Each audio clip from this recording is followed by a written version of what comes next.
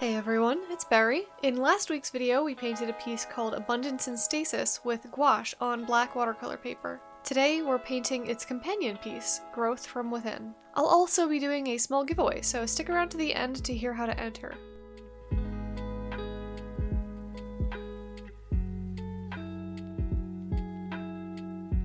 Thematically, this piece reflects last week's painting, but with flowers instead of mushrooms. Whereas Abundance in Stasis reflects decay, Growth from Within reflects the other side of the life cycle. I also thought this pose, which I found in an artist reference pack I had purchased a while ago, was really expressive and beautiful, and I wanted to utilize it.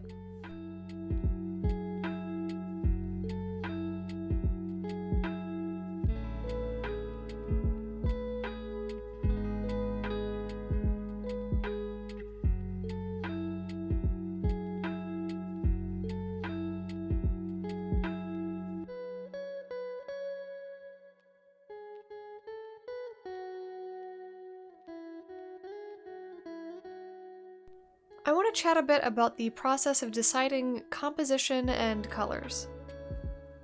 I mentioned the pose came from a reference pack, but I had to find a way to transition from the pose reference into the skeletal and floral sections at the bottom.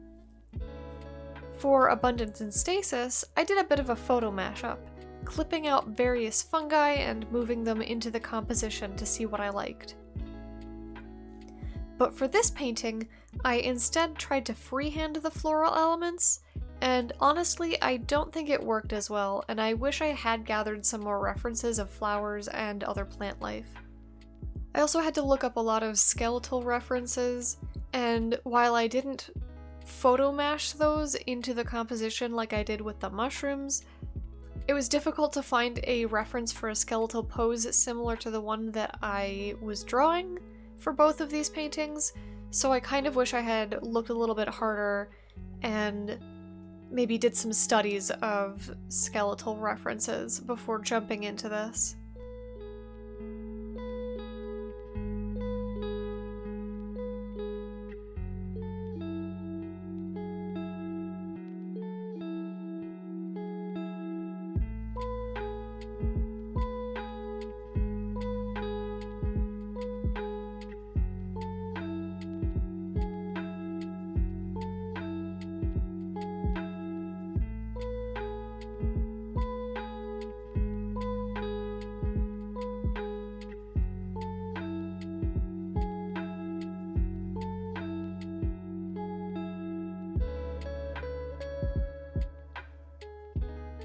To achieve an idea of what I wanted the colors to be like, I took my pose reference into Affinity Photo and played around with gradient overlays.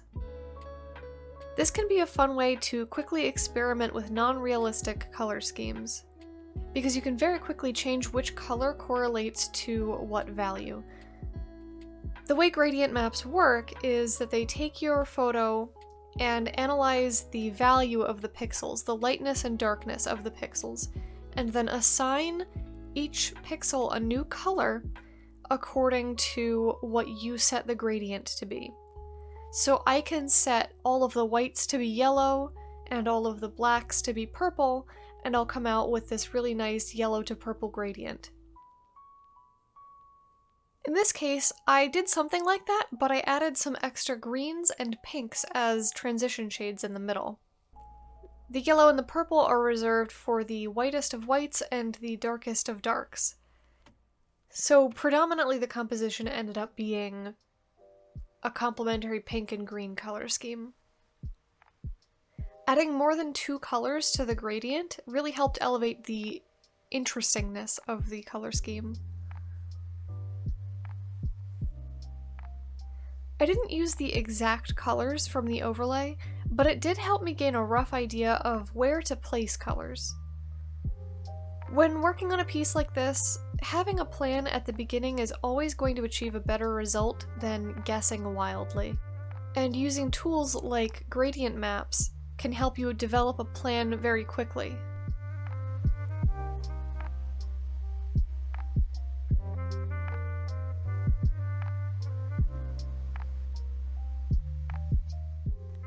If you enjoyed this video, let me know by tapping the like button for me, and make sure you're subscribed so you don't miss any videos in the future.